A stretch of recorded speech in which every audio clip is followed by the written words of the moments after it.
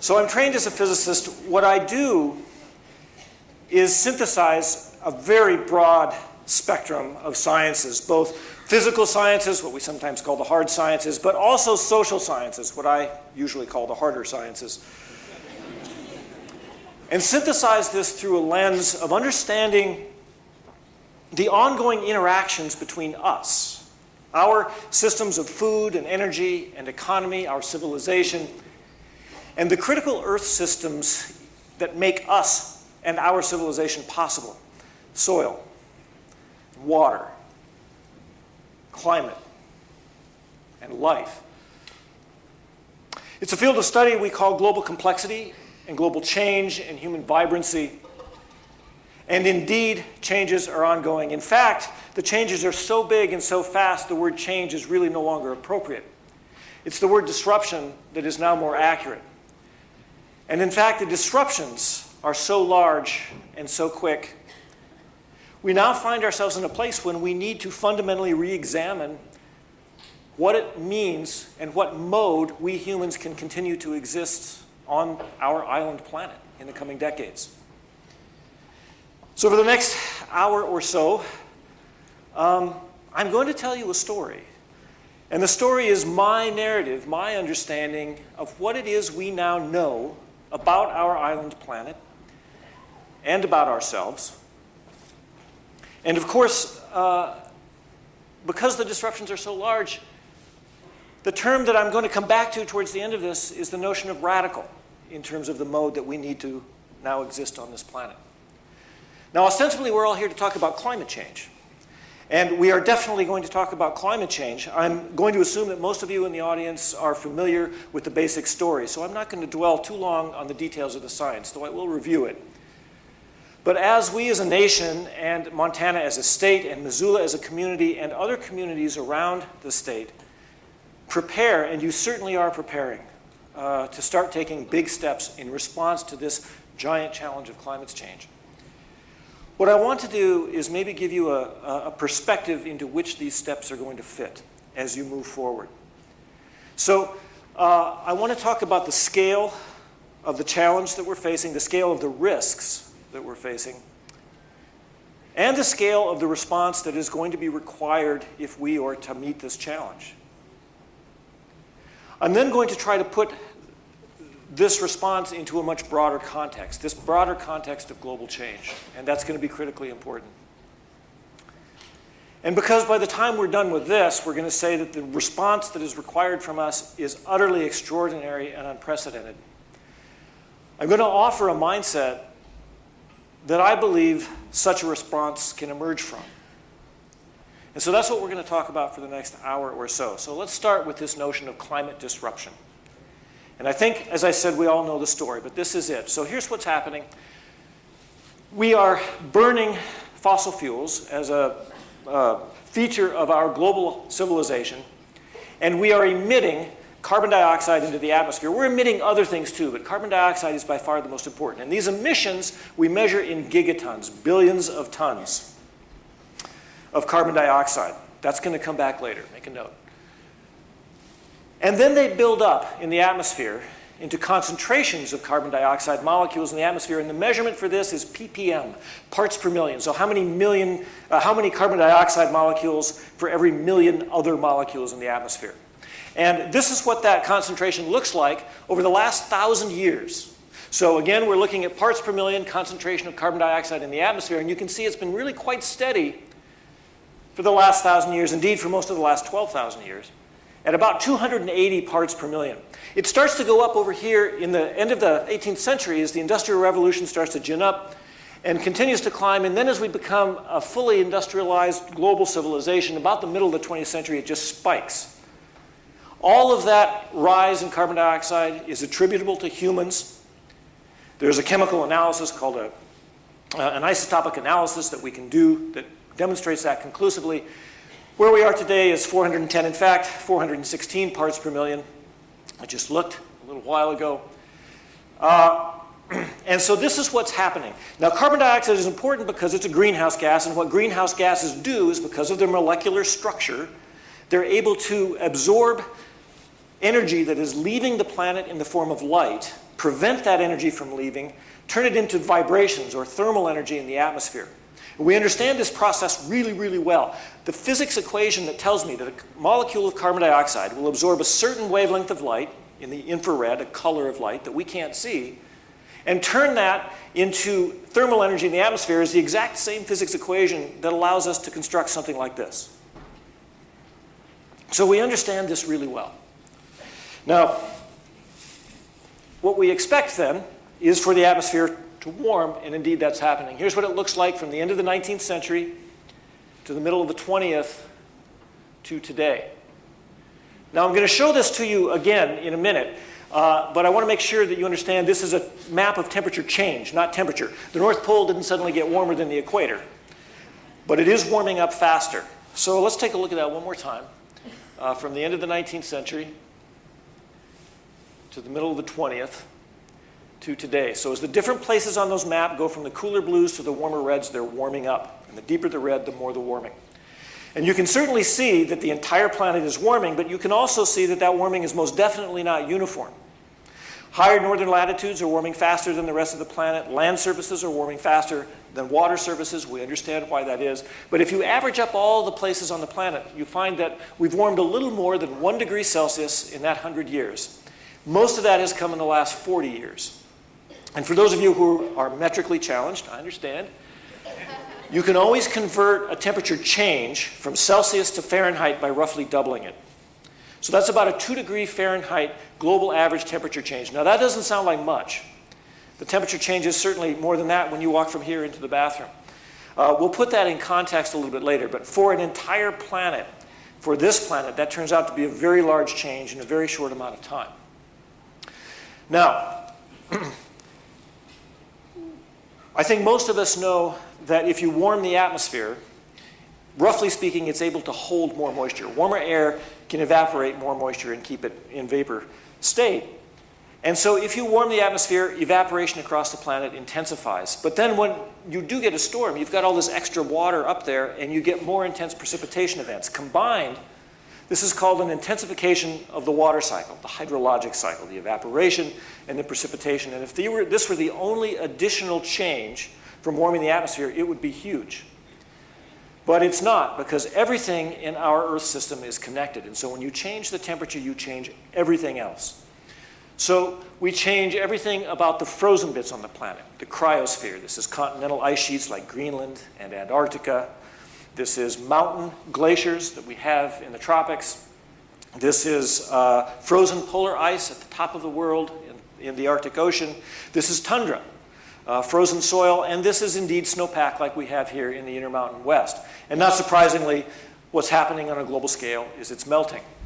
You change the way the planet redistributes the energy, the weather patterns and the ocean currents. Here in the mid and northern latitudes, the jet stream is our major storm track. This is this river of fast-moving air, 20,000 feet or so above us.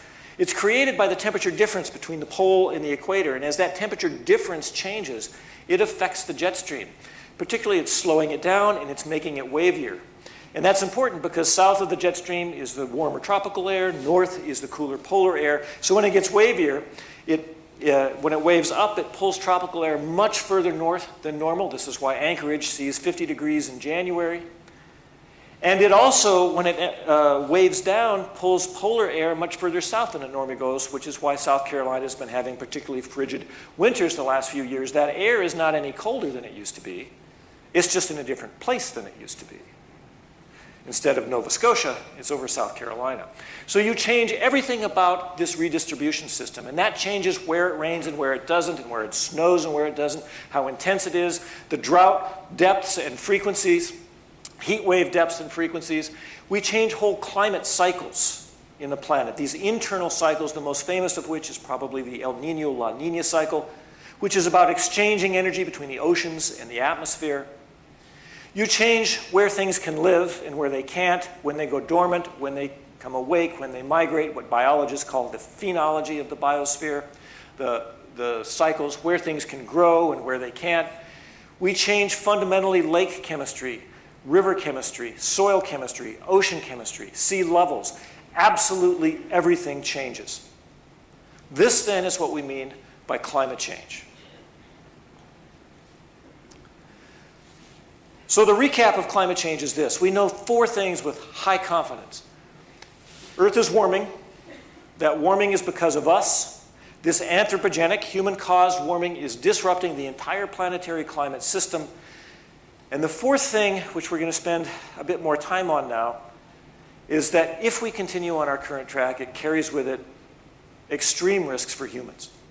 And these 4 points are considered scientific knowledge. And what we mean in science when we say we know something, of course, is that this is something that is consistent with many independent lines of evidence and inconsistent with no lines of evidence. It doesn't mean that we don't refine our knowledge. That continually happens. But the chances that any of these conclusions will be overturned are essentially 0. We know these things as well as we know anything scientifically. So that's the basic story. Let's then talk about the scale of these risks. I've said it carries with it extreme risks. What do we mean by that? Really? We're going to talk about the scale of the risk and the scale of the response. To try to understand risk, we try to understand what's going to happen with the climate system in the future. When we run models of the climate system, which is just applying physics, this is a temperature change model for North America under a high carbon scenario, which is the scenario we're currently following, through the end of this century. So as the different places on the map change temperature, they're warming up. This again is a high carbon scenario on the right, a low carbon scenario on the left. Under the high carbon scenario, that's about a 13-degree Fahrenheit average temperature rise across the United States by the end of this century. The darker reds towards the poles are 25 degrees or more Fahrenheit of warming by the end of the century. That's on a high carbon scenario, which we are currently following.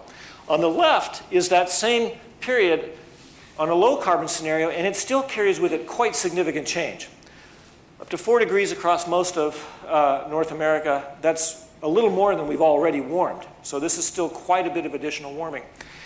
And the nice thing about looking at this in this side-by-side fashion, I think, is don't look at this as 2 different models, look at this as 2 different choices.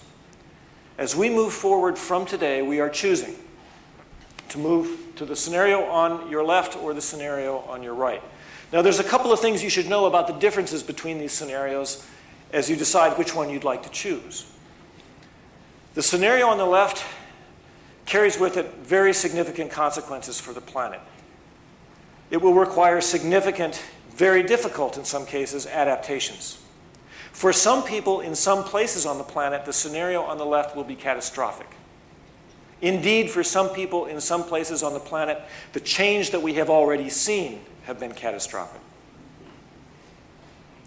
But it's not expected at least to be on a global scale on the scenario on the left of catastrophic. The scenario on the right is viewed by people who look at this and try to understand the implications for it, for natural systems and for human systems, is indeed viewed as catastrophic. And that word in the science community is used quite specifically, meaning unadaptable. When we say catastrophic, we mean catastrophic for humans and in particular human civilization.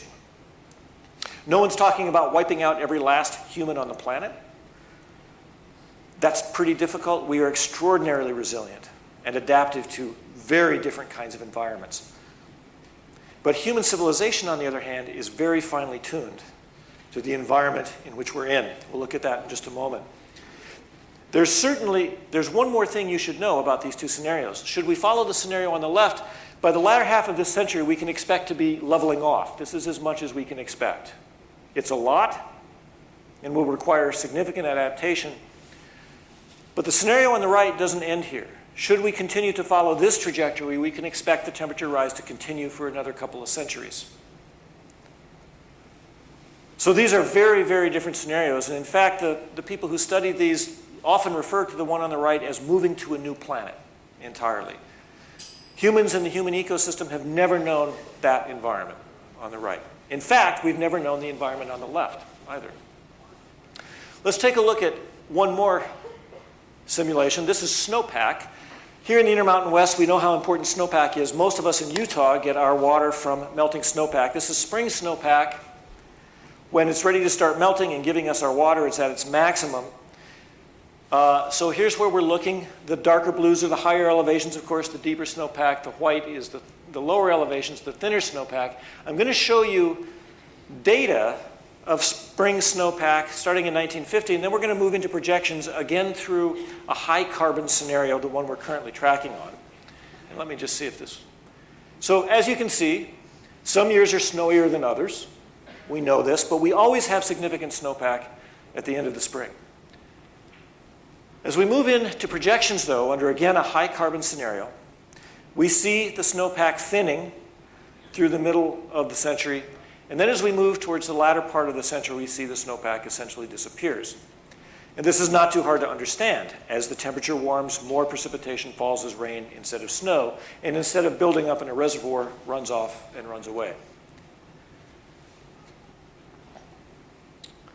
Soil moisture is another very important thing for us civilizationally, of course. Our first thoughts go to agriculture. So I want to show you two projections. The first one is a moderate emission scenario, somewhere between low and high, sort of kind of getting religion, but not quite. Very quickly, as the different places on the map get browner, they're getting drier. As they get bluer, they're getting wetter. So we see, again through the middle of the century, significant drying through North America and Central America, extending into Canada as we move to the last part of the century. But then again, on a moderate emissions scenario towards the end of the century, this is roughly where we can expect things to start leveling off. Here's that same run on a high carbon scenario. Again, this path we're currently following. Again, significant drying through the middle of the century. And then dramatically intensified through the end of the century. And then again, remember, this is not where it ends if we're following this path. This is just where we've cut off our simulation. Now, I haven't given you any numbers. I've given you some pretty dramatic colors. The people who study this, ranging from agricultural scientists to biologists and ecologists to social planners, refer to the scenario on your left again as dangerous, meaning requiring significant adaptations and having large impact on our society.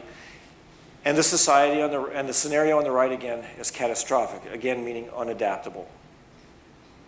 And it's not just the obvious things that we think about, the heat and the absence of water and the inability to grow things. And in fact, where I live in northern Utah, for soil moisture, you can find yourself in a sort of a perverse situation where you end up with maybe a little more precipitation, which is what the modeling suggests that we will receive in northern Utah, and still end up drier.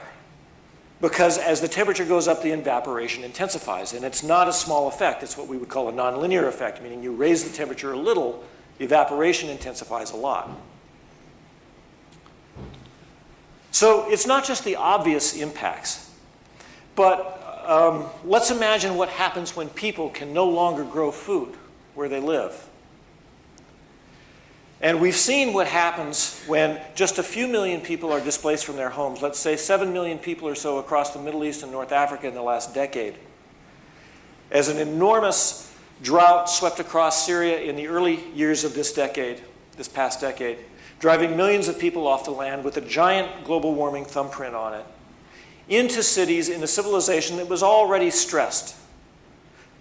The civilization collapses into civil war. It's ongoing. It's been utterly catastrophic for these people, internally displacing something like 5 million people. A couple million people get out, combined with people migrating north from Africa who can no longer grow the food that they used to grow because the weather patterns are no longer reliable. And they try to make their way into Europe, and we understand the kind of political and cultural chaos that's been unleashed as a result of that. That's from a couple of million people trying to make their way out of those places, these climate refugees. And now imagine what happens when such a thing as the scenario on the right happens. I can certainly picture a wall going up, maybe between Canada and the United States.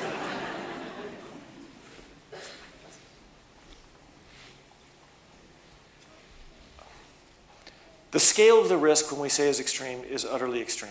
I'll give you one more example. Each of these dots is a coastal city with a population of 1 million or more. On the current path we're on, we can expect up to 2 meters of sea level rise by the end of the century. And again, if that's the path we're on, that is not where it ends or where it stops. 2 meters of sea level rise will displace currently 200 million people worldwide. it will flood another 600 million people annually through high tides and storm surges. So we've seen the kind of social problems that are unleashed when a few million people are forcibly displaced from their homes. Now imagine tens or hundreds of millions of people trying to relocate. And we understand why the United States Department of Defense has issued a dozen reports in the last 20 years calling impacts from climate change the single largest threat to American security. So when we say extreme, we really do mean extreme.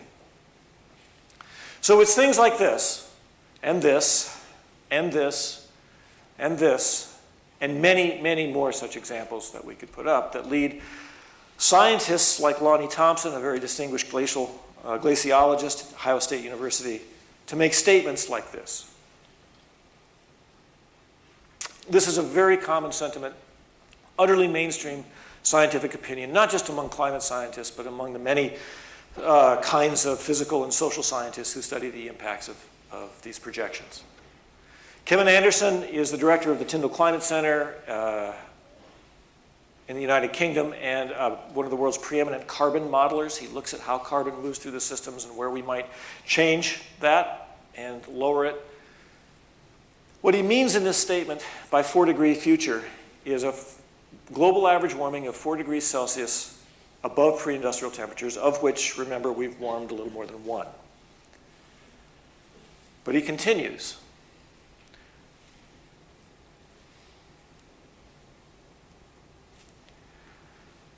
Incompatible with an organized global civilization. Uh-oh.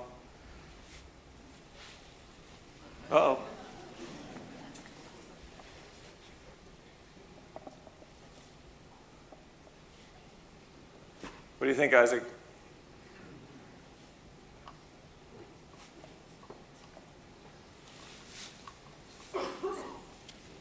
I'm going to unplug and plug it back in.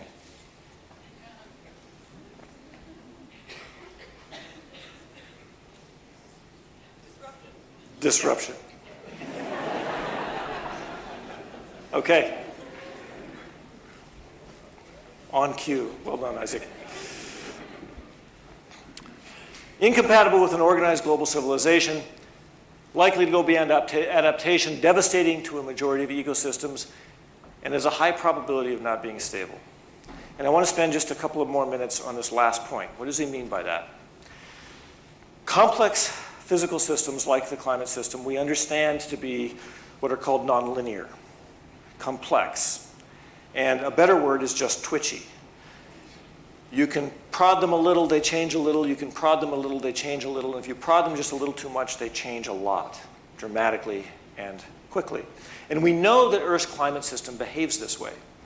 It is indeed the story of the last several million years of Earth's climate as we've gone from the depths of glacials to the heights of interglacials, which we're currently in.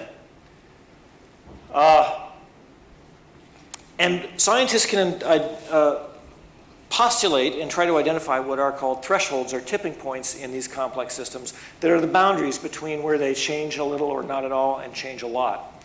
And there are about a dozen or so tipping points that we look at quite closely.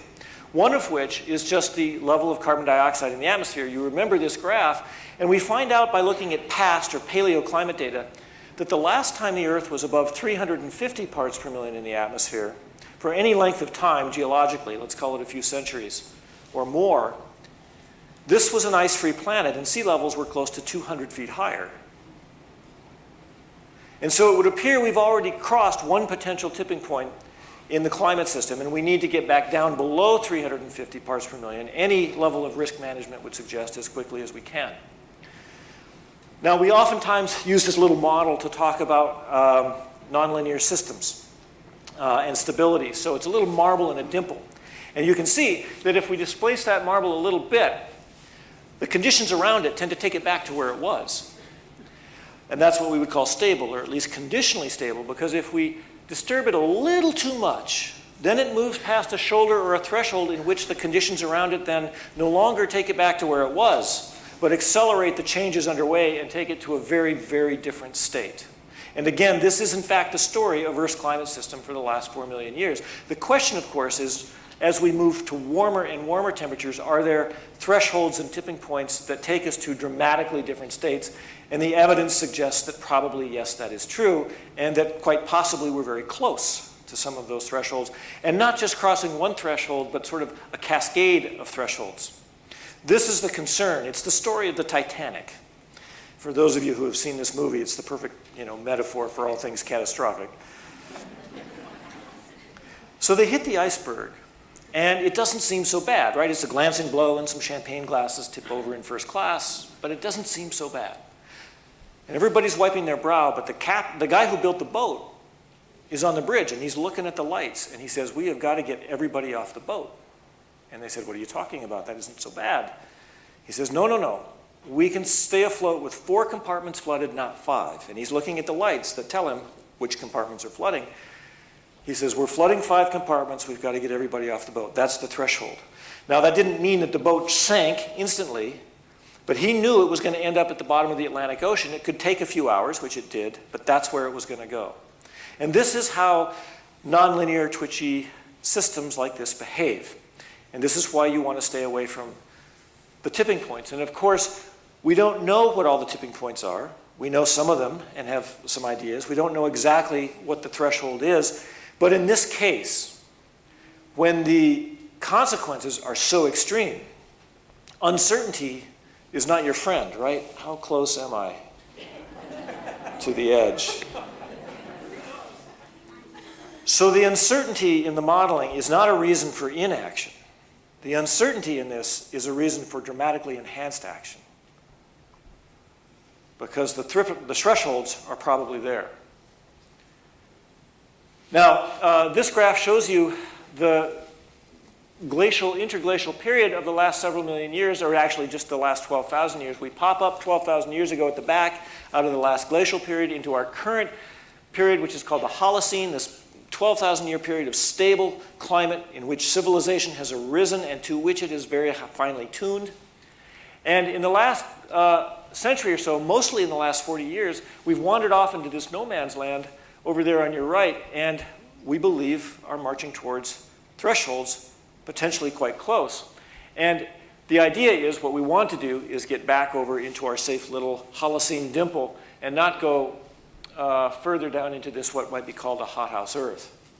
So this is what Kevin Anderson is talking about when he says not entirely stable.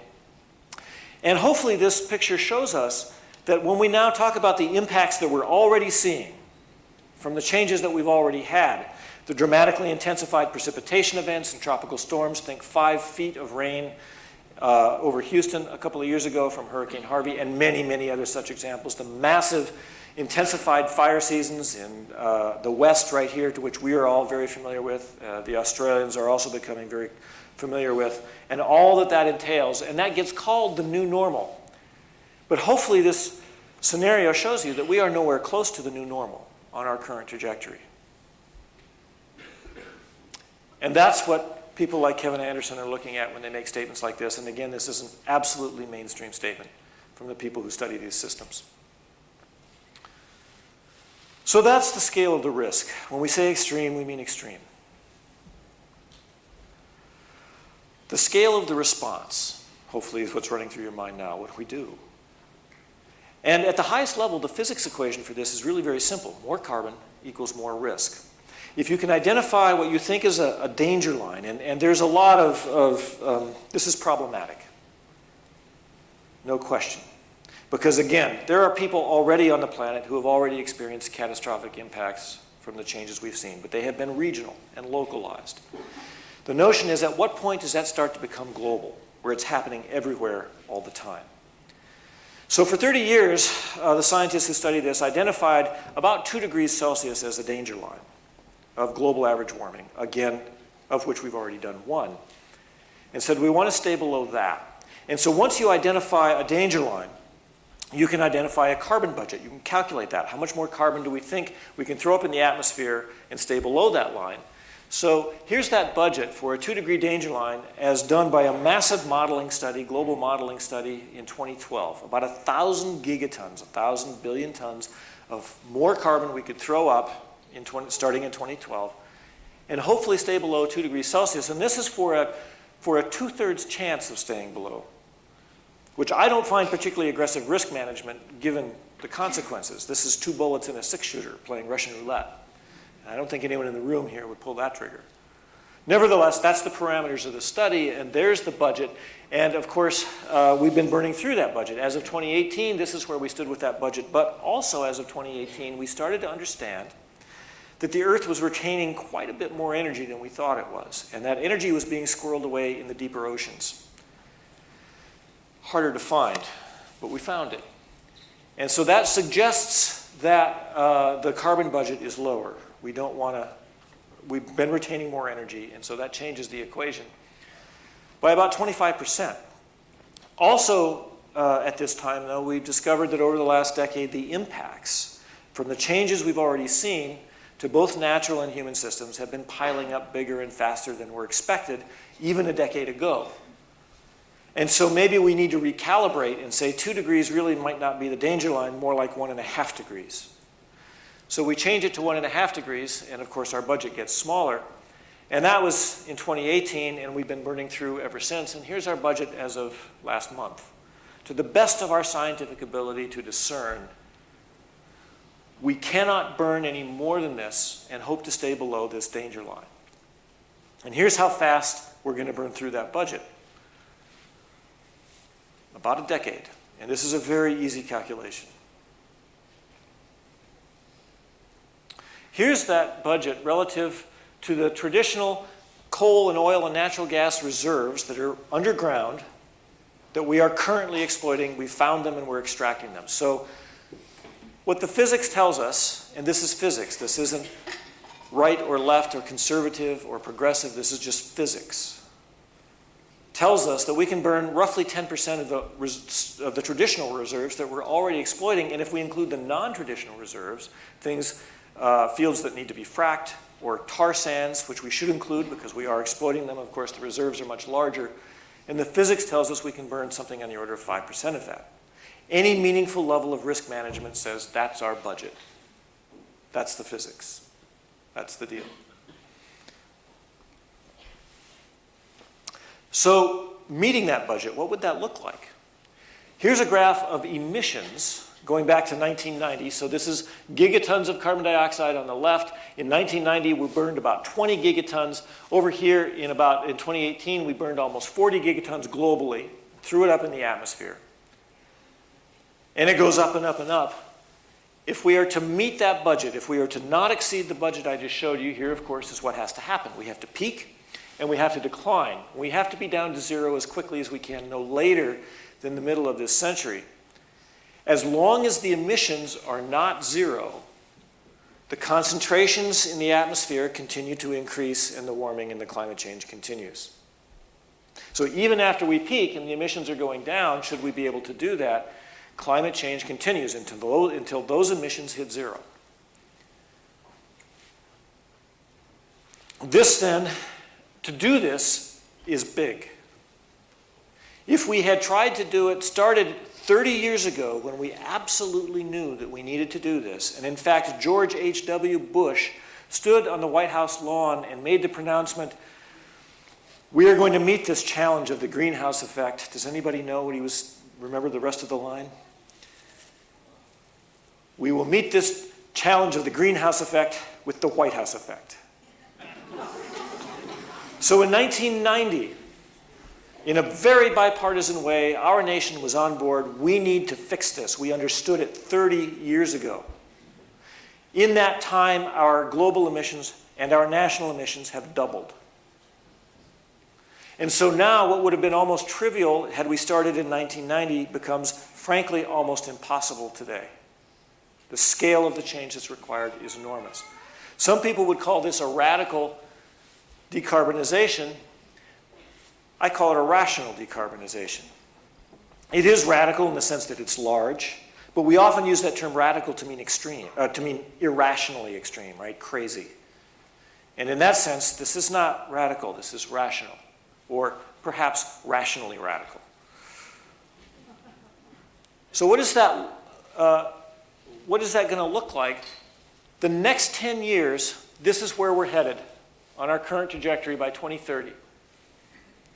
If every nation who has signed on to the Paris Climate Accords adheres to their commitments, and that is every nation on the planet except the United States, then this is where we will be in the next 10 years. And if we are to meet the budget that I showed you, this is where we need to be.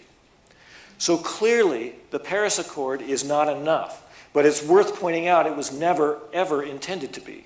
It was always intended to be turning the ship, and then you want to build momentum from there.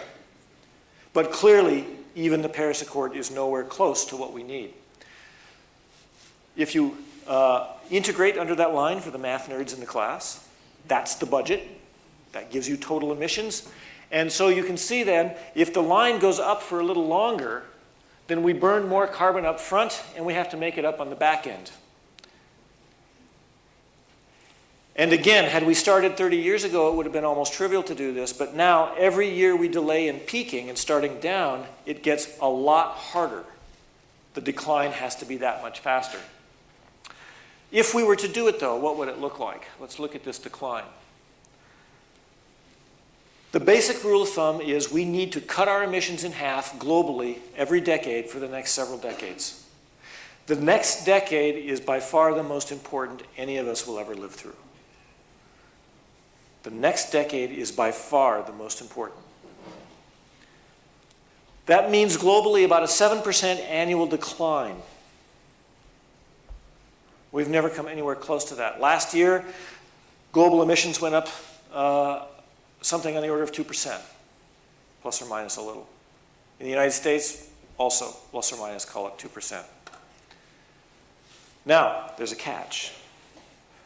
Of course there's a catch, right? Not everybody is equally responsible for the predicament we're in, and not everybody has equal capability for meeting the challenge that is in front of us. 10% of the world's population is responsible for 50% of our material and energy consumption. In other words, 10% of the world's population is responsible for about 50% of the world's emissions.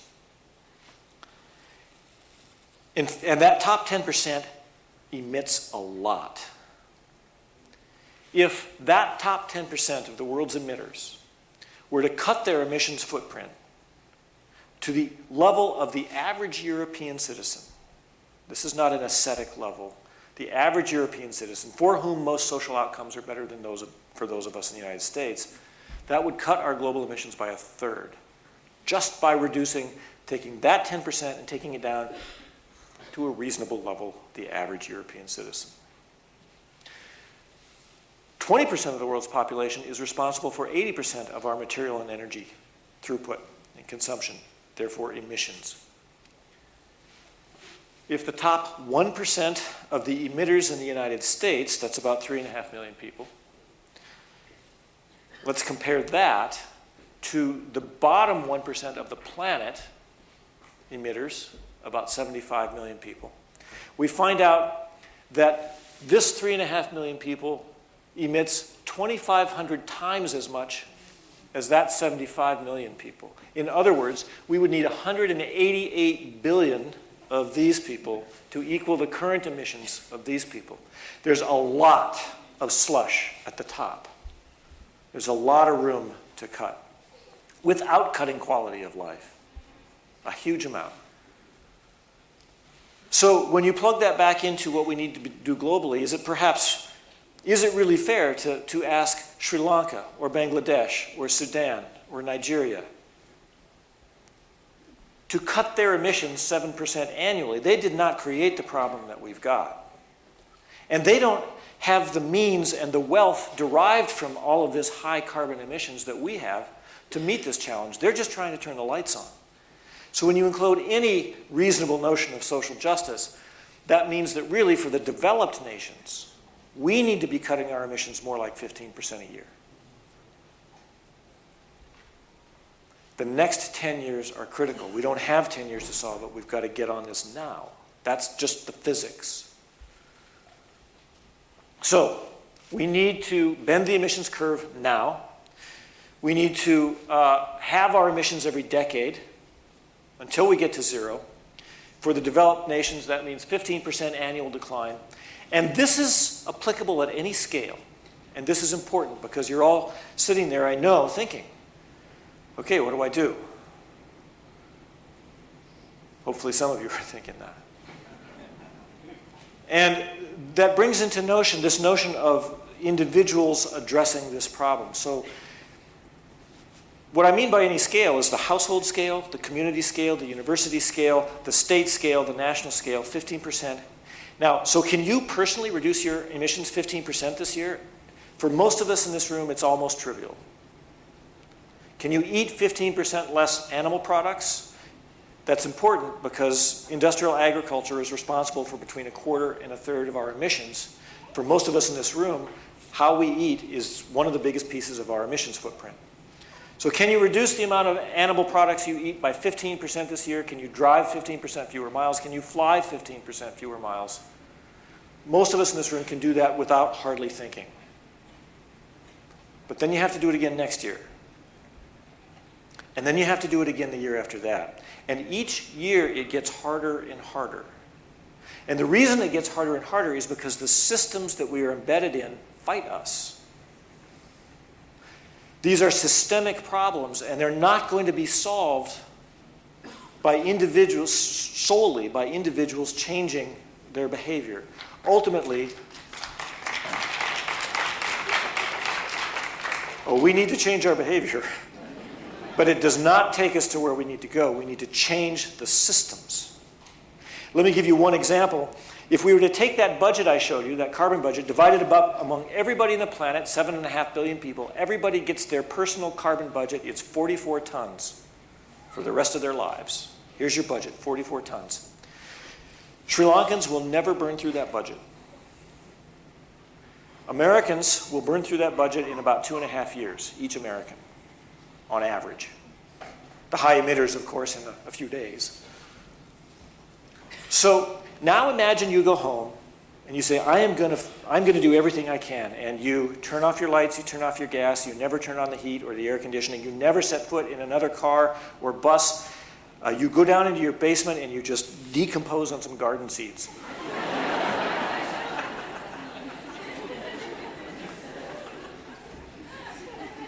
If I didn't look it up for Montana, I suspect it's very similar. In Utah, your budget would drop from about your emissions footprint would drop from about 19 tons per year to about 6 tons per year.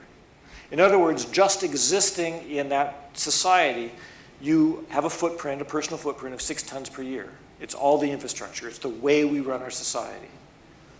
So, put another way, if you live this impossible ascetic life, you will change the amount of time you need to burn through your footprint from about 2 or 2.5 years to about 6 or 7 years. It just doesn't buy us very much. You've got to change the systems that have that embedded, in our case, 6-ton footprint. So yes, do we need to take personal actions? Absolutely, because as we move forward and transform systems, that's going to be involved. But what we need to do is plug ourselves into efforts that transform systems, and there are many such efforts. So that's climate change. And any sensible speaker would stop right now. But I'm going to continue. So the scale of the risk is enormous. The scale of the response is enormous. And let's be clear, it's not entirely clear we can do that at all. To the extent that this is a technological problem, it is utterly viable. We have the technology and the knowledge we need. It is almost entirely a cultural problem at this point. But that cultural problem fits into a larger context. So don't try to read these graphs. I apologize for the visual assault. Just look at the shapes going from small to high on the right. These are trends in the Earth system. Think of it in our life support system. We've just talked about the carbon dioxide trend spiking. And I just want you to notice where the spike really starts to happen is roughly about the middle of the 20th century. The nitrous oxide and methane are other very important greenhouse gases in the atmosphere. We're fundamentally changing the chemistry of the atmosphere. And it's a nonlinear change. It's really spiking starting in about the middle of the 20th century. And that's true for our impacts on the oceans.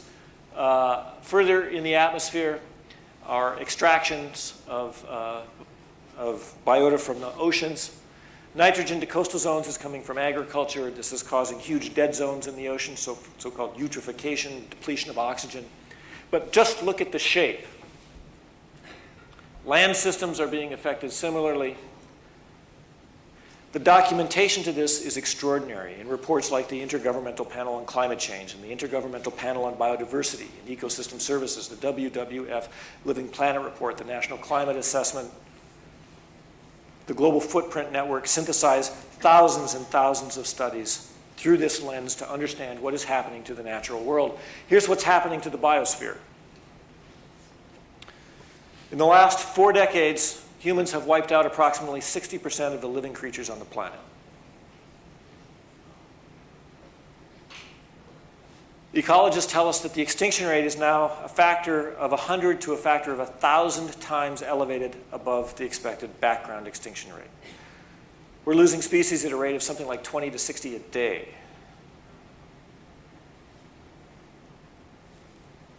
Habitat destruction is what is causing this. Seabird populations in the last 50 years down 70%. Elephants down 70%. Lions, 90%. Large fish, 90%. Sharks are down 95%. The list goes on and on and on. And that's from destruction of habitat. This is not from climate change. Primarily, this being the exception. From 2015 to 2017, in a very strong ocean warming event, marine biologists tell us we lost something on the order of 20% of the world's coral reefs. If we go to 2 degrees Celsius of global average warming, the marine biologists and ecologists tell us we can expect to lose all of the world's coral reefs. These are the tropical rainforests of the oceans, home to a quarter to a third of the ocean species. An ocean system without coral reefs is fundamentally transformed. Insects, over a 3-year period in Europe, they've lost 75% of the flying insects.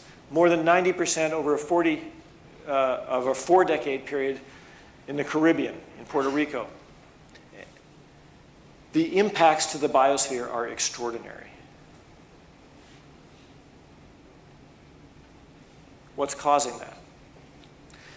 Think of this, and again, look at the shapes of the graphs. Think of this as people system trends. And look at where the explosions happen. Again, in the middle of the 20th century. Real GDP, think of that as a proxy for material and energy throughput, our extraction and excretion. Foreign direct investment is a proxy for globalization. How globalized is this system becoming? And the shapes of the curves of consumption on all kinds are the same, again exploding in about the middle of the 20th century. So why am I showing you all of this? This is a feature that people who study this, global change, call the Great Acceleration. And it's critical to understand in our culture if we are to fully grasp that this is real.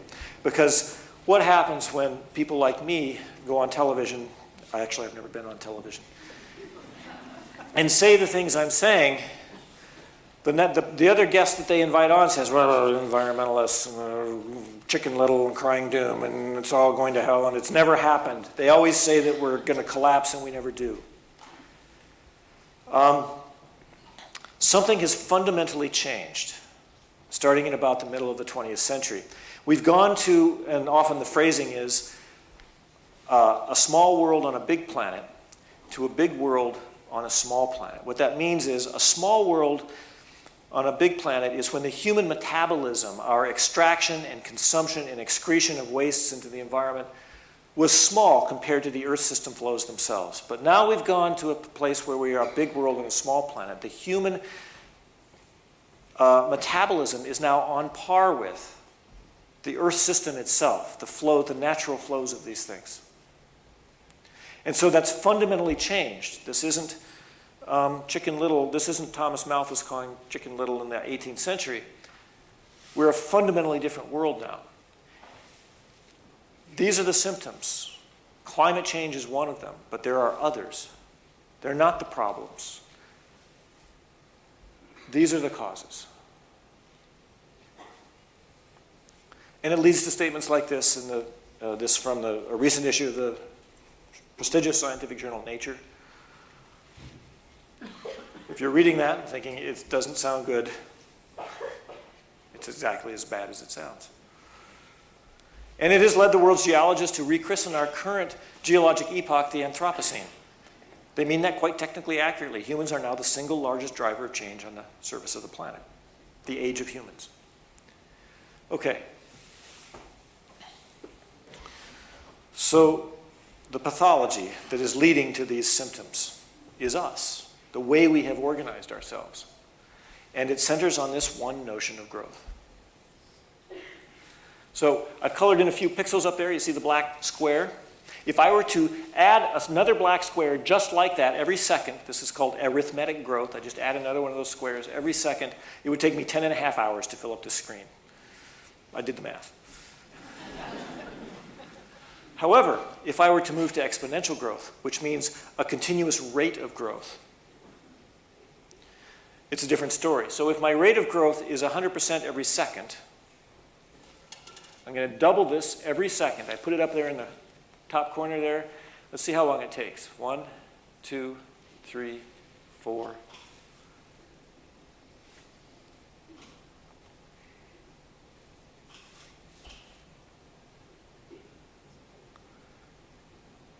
"15 seconds. Now, if instead of doubling that every second, if the growth rate on that square was 3 or 3.5% every year, the doubling time would be about 20 years, in which case it would have taken about 300 years to fill up that piece of the screen. And then how much more time to fill up the other half? One more doubling, 20 more years. And this is the insidious nature of exponential growth.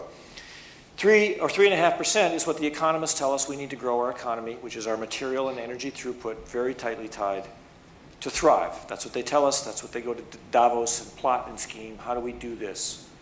3.5% every year. Now, look at what this does. We do that for long periods of time, and we say, oh my God, we've been doing this, let's say, for a century. Let's say that the whole screen is all of what Earth has to offer us, what we can consume. We do this for, say, 300 years, and we look out and we say, we've still got half the planet left. We've been doing this for centuries. We've got half the planet left. And then how long to use up that other half? 20 more years. Now, the economists will dismiss this. They'll say this notion of a finite world is nonsense. They use one word to dismiss this. Anyone know what it is? Innovation. We will innovate our way out of this. The Stone Age, they tell us, did not end because we ran out of stones. I'm quite certain that phrase is in just about every Econ 101 text. That may have had some validity, again, when we were a small world on a big planet. Although it is true that civilizations outgrew their local and regional resources to catastrophic results, but it wasn't global. But now we're a big world on a small planet, and there is no physical reason to believe that we can exceed the planet's resources. But for a moment, let's grant the economists their dream and say, yes, we have innovated our way to 3 more planets worth of resources overnight. There is no physical reason to believe this is at all possible. But let's say we did it. There they are.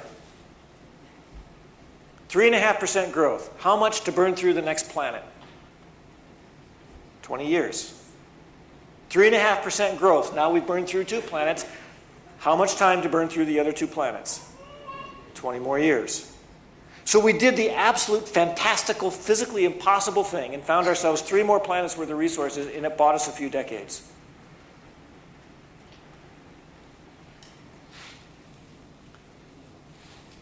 At our current rate of consumption, humans are over-consuming our resource base at about 160%. This was a couple of years ago. 1.6 planets were needed to sustain our current level of consumption. Now, you can do that for a while, right? You can spend more than you make if you've got a bank account. But you draw it down, and eventually you run into big problems. And of course, that continues to rise. As of a couple of years ago now, we're at 1.7 planets worth of overconsumption. And here's what the neoclassical economic world that absolutely rules our society and the way we live on this planet tells us, is that we must grow 3.5% annually to thrive. In physics speak, what that means is, on purpose, our intent is to be over-consuming our resource base by more than 3 planets in 2 decades and 6 planets in 4 decades.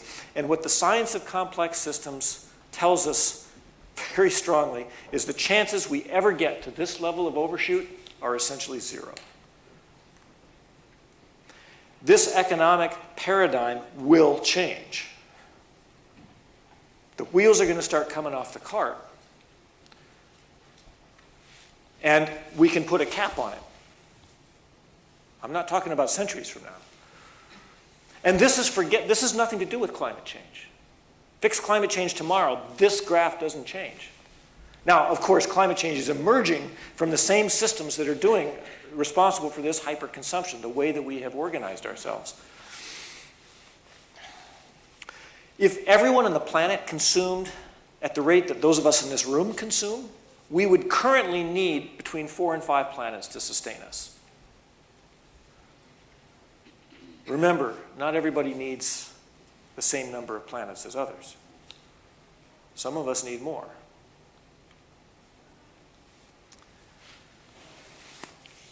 Okay, so we talked about climate change, and it's a pretty rough discussion.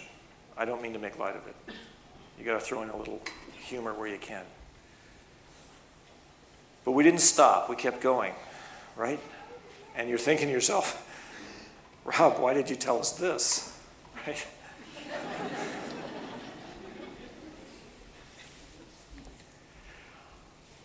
It's important as we move forward with climate change to understand that climate change is not a problem, it is a symptom.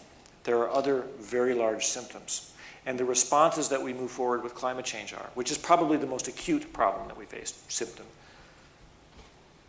Because if you cross thresholds in the climate system, it's very difficult to imagine coming back to any kind of a climate state we understand on any kind of a human time frame. So we've got to avoid those thresholds at all costs. But there are other large problems, and so as we move forward with our steps, we want to make sure that those steps synergistically help us with these other problems. We want to address the challenges as far down the ladder as we can at the source, and now we see the source. And forget climate change, we need to transform the systems that are doing this anyway. In fact, the systems that are doing this is the good news, are definitely going away, as we can see. But the question is hard landing or soft. We don't want them to collapse, we want them to transform in a way that we want them to transform. So the climate change challenge seems almost intractable. But there's this great quote from Dwight Eisenhower that I think is appropriate. And what he meant by this is that if you're not finding a way through the challenge that you're facing, you're probably not including all of the pieces. And what I've tried to do just now is to show us all the pieces.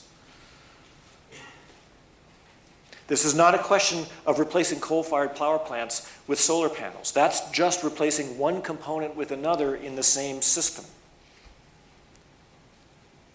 If we green all of our energy tomorrow, what are we going to do with all that energy?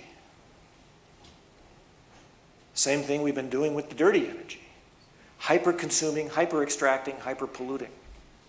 Everything has to transform. And once we understand this, it opens up doors that we hadn't thought to open before. This helps us. So you start to see the scale of the risks and the response are extraordinary. And it is very much hard to imagine how we get to the top of this particular mountain. It's not entirely clear that we can, as I said.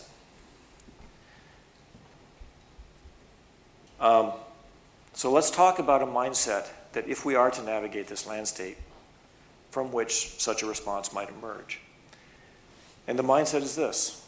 We need to take the mindset of the actual situation we're in, which is an emergency. And again, like we scientists tend to do, we're trying to use the term very technically accurately. An emergency is a situation that requires immediate response to prevent catastrophic outcomes. And that is exactly where we are. If we assume this planetary mindset framework, it opens up a number of different avenues of thinking. And I'll end with just these three. The first, as we've circled back to this notion of radical.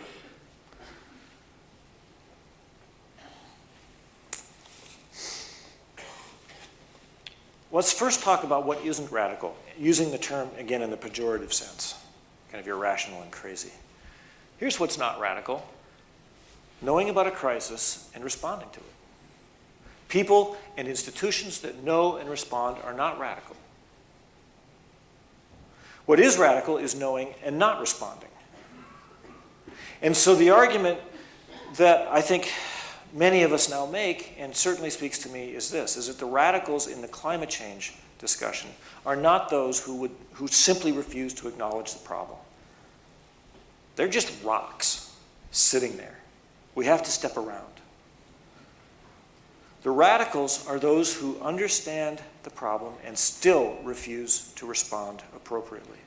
And now, I apologize, that includes all of you in this room. You know now.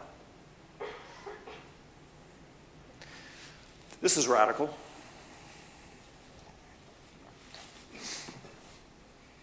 This is radical, given what we know. Extreme industrial pollution, this is radical. This is radical. This is radical.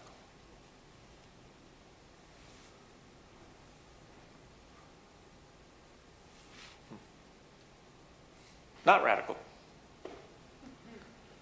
Now, the United Kingdom is nowhere close to responding in a manner that's appropriate, but naming it what it is not radical. Last October, the youth movement strike called on adults to join them, walk off their jobs across the globe. 7 million people walked off their jobs and out of classes, demanding that our societies and our governments and our representatives respond in an appropriate fashion. This is not radical. This is necessary. The second avenue of thinking that changes when we move into an emergency mindset is the notion of viable versus necessary.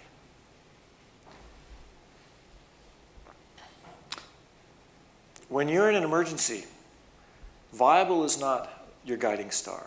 Our guiding star in an emergency is what is necessary. I'm in a burning house. What is necessary to get me out? So the mindset of an emergency changes the notion of viable. We talk about, is this viable to do? Mostly what we mean is politically viable. As I mentioned, to the extent that we need technology, everything we need to do is technologically viable. That's already given. I'm not saying there aren't challenges to be overcome, but they're not that big. So let me ask a question. How many people in the room, if I were to say, this month we need to outlaw the manufacture and sale of new automobiles? Does anybody in this room see this as politically viable? We did it. December 1941. Congress passed a law outlawing the manufacture and sale of new automobiles. The president signed it. They said, Ford, GM, you're making tanks, you're making airplanes, you're making munitions, trucks, jeeps, everything we need to meet this emergency of World War II. We did this. What was unthinkable 2 months before was done 2 months later, because it was possible. And the mindset of an emergency changes what we think of as viable. We need to ground all the airplanes now. Tell the people to get off, find their own way home, and we can never fly again. Politically viable? We did it. September 11th, 2001. How many in this room who were actually adults on September 11th, 2001, could even imagine that such a thing as the current TSA would be politically viable prior to that event? Now it's done. We don't even think about it anymore. So notions like 100% renewable energy, technologically viable, no problem, should be politically viable. Mostly plant-based diets, high-speed rail. In Utah, 75% of the population lives in a 100-mile stretch along the Wasatch Front. We have no trains. It's ridiculous. Putting a price on carbon, absolutely essential. Doesn't take us to where we need to go, but it's an essential step. We have to keep the fossils in the ground. This is what's...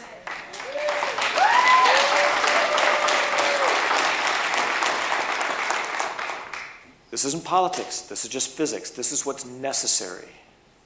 And making it viable is just one step along the way. That's just another step. That's the mindset of an emergency.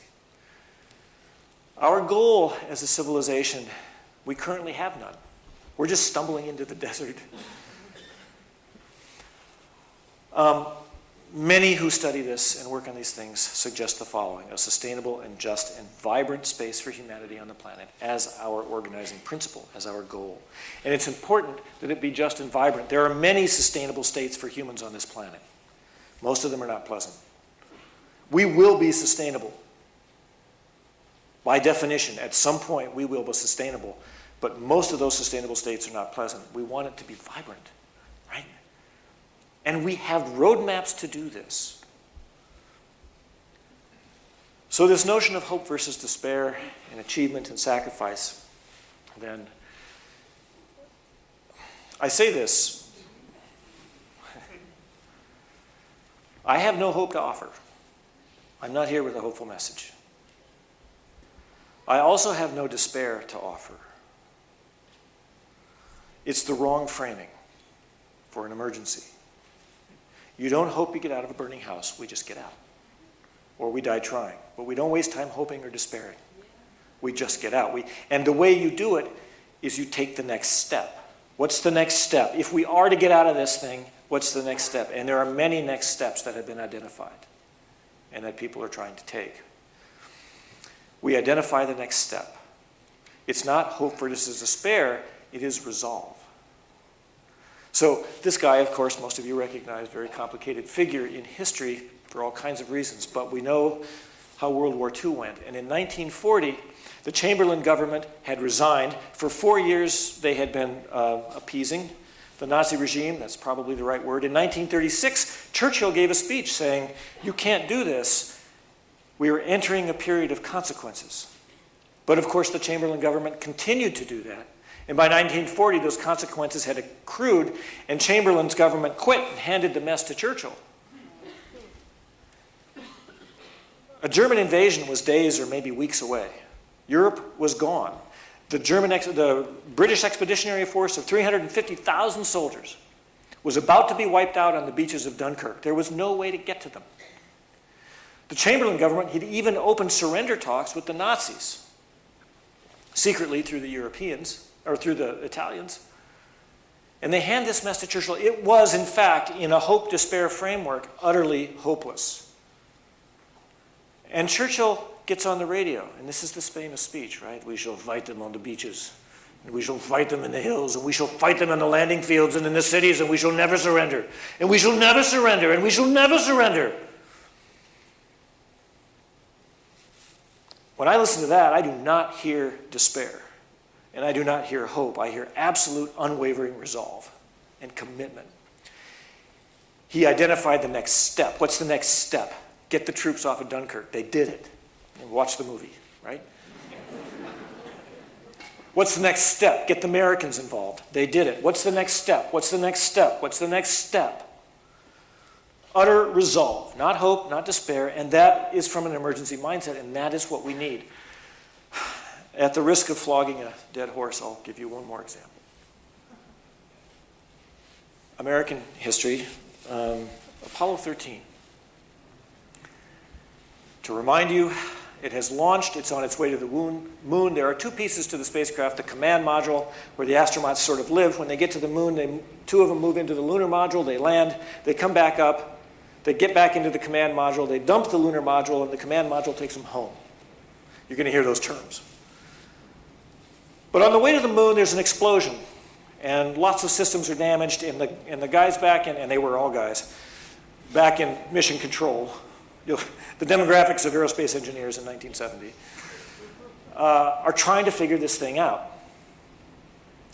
And at the moment, the life support systems are dying, and they're trying to figure this out. So here's a clip from the movie Apollo 13. So you're telling me you can only give our guys 45 hours? That brings them to about there.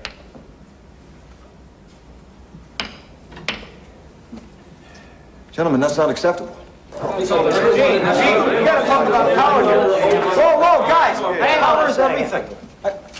Power is everything. What do you mean? Without it, they don't talk to us, they don't correct their trajectory, they don't turn the heat shield around. We gotta turn everything off. We've got to turn everything off. Now. They're not gonna make it to re-entry. What do you mean, everything? With everything on, the LEM draws 60 amps. At that rate, in 16 hours, the batteries are dead, not 45. And so's the crew. We gotta get them down to 12 amps. How many?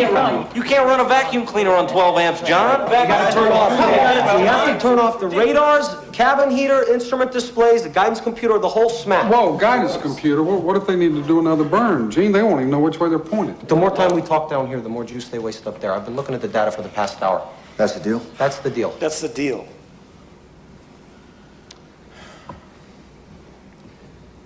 Okay, John. And then we finish the burn, we'll power down the line. All right.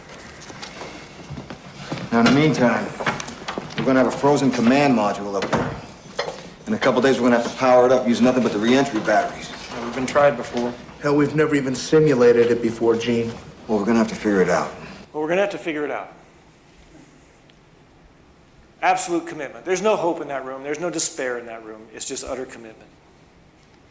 And they figured it out. We're not going to see every step to the top of the mountain, but we can see next steps. And I don't mean to make light of the fact that this is really difficult information, and I apologize. There's grieving that has to be done, and we can feel like we're in despair, and that requires self-care and rejuvenation. But we need to get ourselves there. We need to be cathedral builders. The cathedrals in Europe were built over generations. The people who laid the foundations never saw them completed. They just believed that they will take the next step, and then the next steps will happen, and then the next steps will happen. We want hope. I understand that. And I don't mean to demean that. Of course, hope is a part of the equation, but hope isn't free. If we want hope, we act. Hope comes from the action, not the other way around.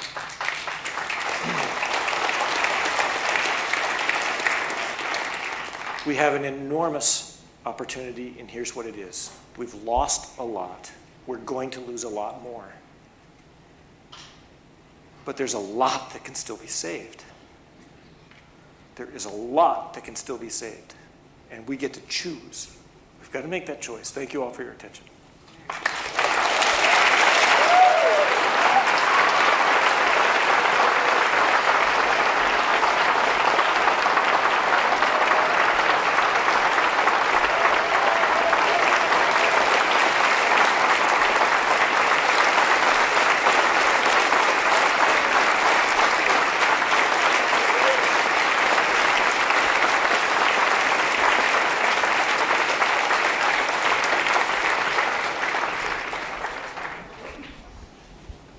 Stay with us for a few minutes if you can. We know there are many questions out there in a huge audience like this, which thank you for being a huge audience. We don't have the capacity to have one-by-one questions. But again, Dr. Davies will be here, and we will have some opportunity to ask some one-on-one questions. We have questions we can ask each other. We can continue this conversation. But get back out here. You're not done? No, he's got one. I've got my He's mic. got it. Yeah, thank you. But we were sitting there as enthralled as you folks were. We have just a couple questions that we would like to ask, and then we will, again, hear a little bit more from some of the things that are happening in our community. Thank you. Am I on? I'm on. And I read the question I was supposed to ask, and I can't remember it. But I think the gist of it is, well, first of all, thank you. And I also want to take a brief opportunity. Gwen earlier thanked Amy for her efforts. And Amy very graciously and generously said that we helped bring Dr. Davies here. Dr. Davies would not be here this evening if it weren't for Amy's leadership and tenacity. A lot of us helped. So.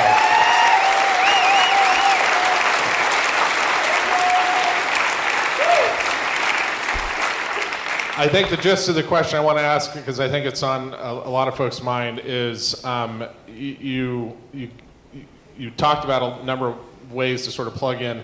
Do you have any suggestions locally here, Montana, in any community, for next steps for people, how to engage? And I'll leave it at that. Yeah, right. It's a wonderful question. It's the very next thing we need to be asking. So what can you do immediately? I think many of you are probably already doing this. If you're not, it's time to start, and that is talk about this issue. Imagine Pearl Harbor was yesterday and nobody was talking about it. We're not going to get to the place we want to be unless we can envision it, and we're not going to envision it unless we're talking about it, and we've got to force this conversation. Politely, but firmly and aggressively. This is not a passive sort of a thing. With our friends, with our family, with our colleagues, with our employers, certainly with our policymakers. So you can start talking about it immediately. Hopefully also what the context shows is that whoever you are, and whatever your interests and whatever your talents and whatever your means and whatever your capacity, there is work for you to do. If you want to be a chef or a farmer or an architect or a lawyer or a banker or an artist, I think the biggest work right now is the storytelling. We've got to connect with this culturally. And I think I give a pretty good science lecture, but it's not this kind of lecture that's going to convert an entire society. Think of the 60s and who was connecting us to those changes. It was 19-year-old musicians and filmmakers and writers. And so whatever your interests, there is work for you to do, particularly if you're in the humanities and the cultural world. And we have to put humans at the forefront of this. So there are many things to plug yourselves into. I'm not going to give you a particular organization. Amy's been telling you about the local organizations and the efforts. I will say this, before you go off on your own and start your own crusade to change a system, which is good, fine. I like the impetus. Find out what else is already happening. Usually it's best to plug yourself into something that's already going, and it can be very local, and it can be, or much larger than that. So that's my, go use the Google, figure out what you want to plug yourself into. I promise you, you'll find it. Yeah. A question that came to me as we were there, how do you, maybe it's a personal question, how do you personally keep the resolve? You know, that's a great question. I'm on Twitter, and most of the people I follow are sort of do the similar kinds of work that I do through all kinds of disciplines. Lots of them are in economics and finance and then sciences as well. The conversation about sort of self-care and mental health is really big in the community I work in about this, and also the notion of grieving. Joanna Macy, for those of you who know who that is, speaks incredibly eloquently about the need to grieve. If you watch the fires that are unfolding in Australia and take in what's actually happening to the natural systems and also the human systems, it's almost too much to bear. And she makes the important point that it's important to face that. So I certainly make an active effort to grieve and to take a day off. And for me, that means doing things like going into the mountains, taking a backcountry ski or a trail run, just time to envelop myself in that, one of those things that inspires me. And I think for people who live in places like this often inspires many of you. And just take the day off and decompress and then let the sap rise again another day. The other thing I've learned is to try not to bite off too much. The beauty of community is that we don't all have to do everything. Work on what gives you joy to work on, and that's what I do. And there are lots of things I say no to. I can't be a part of this campaign or that effort. I just don't have the time, and I don't have the mental space and the emotional space. And so I've learned to trust in the other members of my community. There are other people who are working on other things. I support them in ways that I can. Of course, we all would do that. But don't try to do everything. But most definitely try to do something. Thank you. We appreciate that. How about another round for Dr.